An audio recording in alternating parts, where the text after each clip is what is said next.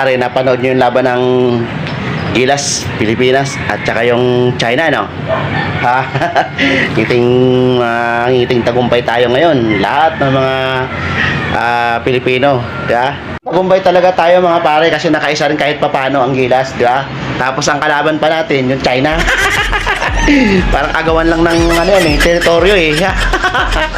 Ganun talaga ang sport pare. Pagka talo, malungkot. Pagka nanalo, masaya. Ganun talaga. Pero wag nating ngayon panalo pa tayo sa isang panalo, bote naka 19 tayo, 22 points pa tayo ng lamang doon sa China, kaya yun, pasok tayo sa Asian Games. So ngayon, makakalaban naman natin ulit pare ang China. Kaya lang doon gaganapin ang Asian Games sa China. Di ba? Pare sa sa China nga gaganapin, pero alam mo pare, yung laban ng Gilas at saka yung China pare, sa tambak nun, sa dami ng tambak nun pare, tinirahan ni Clarkson ng 5 3 points. Pasok lahat pare. Tapos ang kaganda nun pare, pinasok binabad na si Renz Abando at saka si kay Soto. Hindi man ganun karami na ipasok ni Renz Abando pare. Malaking bagay pare yung mga assist niya, saka yung mga block, yeah?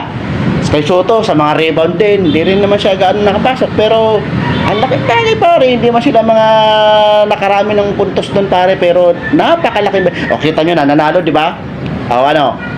Sabi ko naman sa inyo nung mga unang kwentuhan natin, usapan natin, pag ipinasok tong Renz Abando na to pare, pati yung kay Soto pare, mananalo ang Gilas pare. O ano nangyari? Panalo, di ba?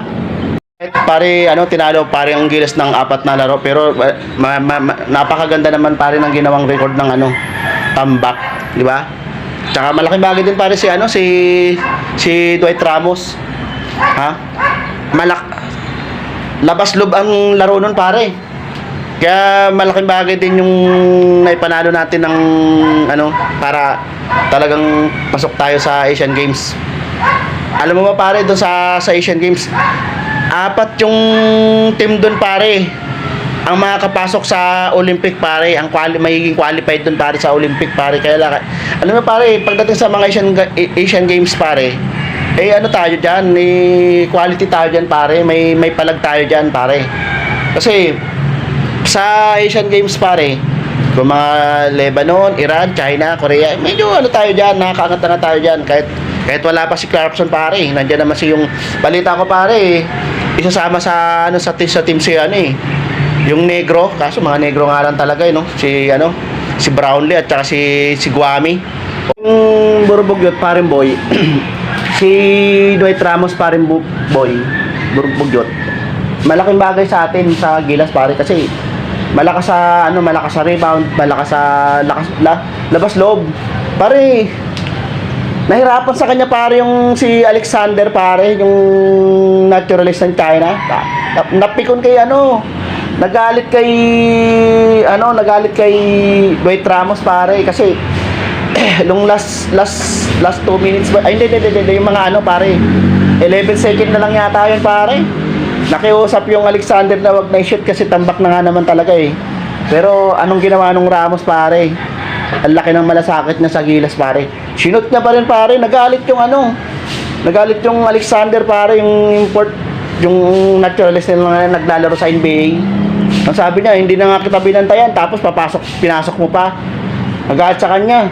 Yung Ebak, napanood ko nga yung pare, nagalit talaga yung naturalist ng China. Sabi niya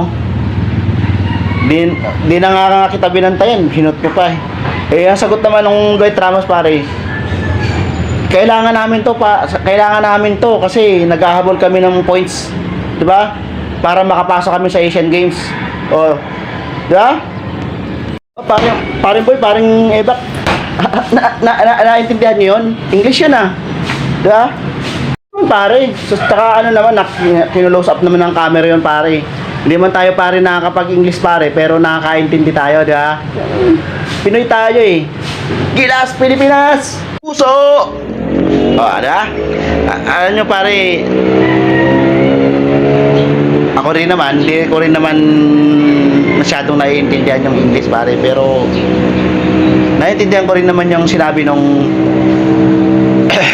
yung sinabi nung ano nung import ng yung naturalized ng China, yung Alexander, yung siya ba yung naglalaro. Intindihan ko yun pare. Pikon na pikon kay ano, ang sama ng tingin. Ang sama ng tingin kay ano kay Dwight Ramos. Pare kinakamayan nga ni Dwight Ramos, hindi nagpakamay.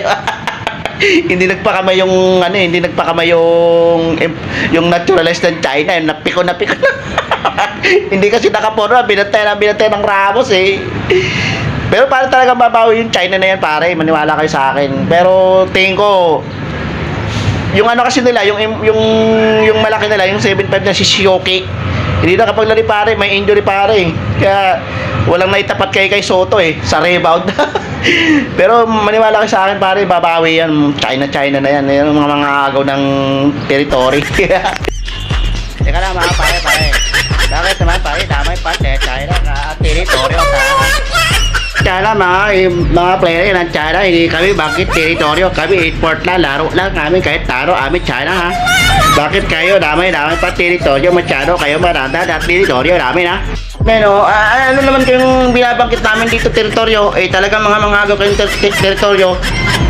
Itong sekto na to, kala mo tatahimik kanina eh, nakikinig din pala tong inchekwa na to eh.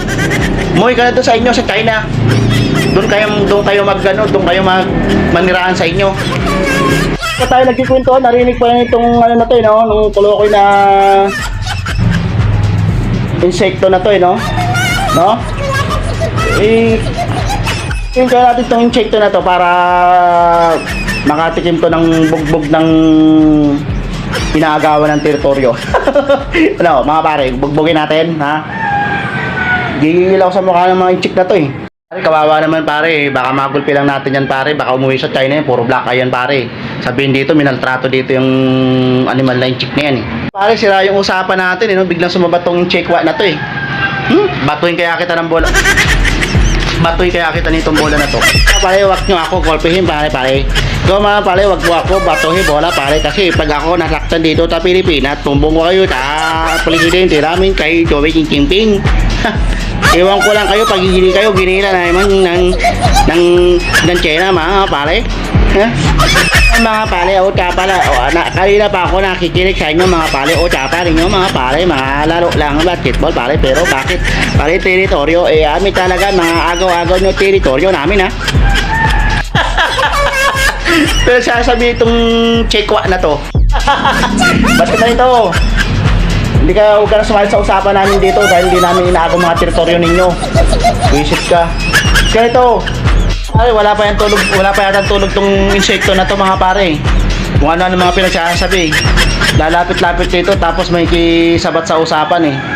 Bugbugin natin pare. Ano? Bakang pa yan. Bugbog nyo mga pare, ha? Baka hindi kayo manalo sa akin pare, kasi ako boksingero ako pare. Ito araw-araw gamit ko oh.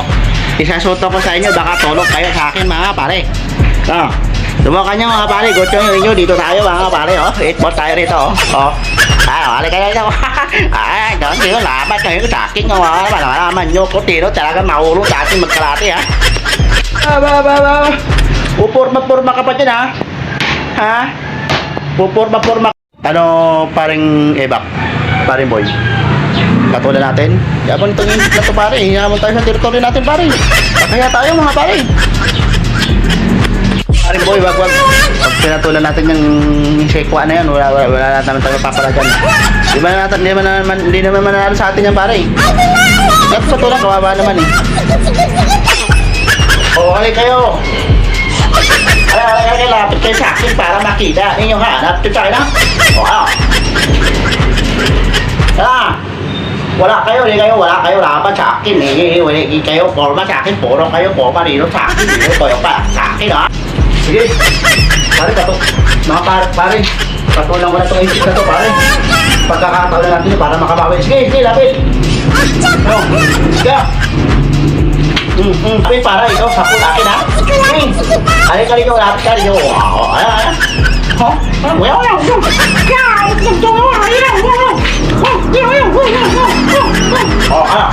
Forma Puma, hindi ka makalapit akin para ikaw chipa ko ito. Chipa ko ha.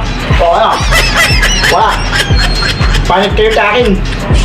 Hindi kayo makalapit tatlo sa akin. Ako makisa kahit tatlo. Hindi kayo makakuha sa akin. Tapos tamang kayo suntukan sa akin. Ha?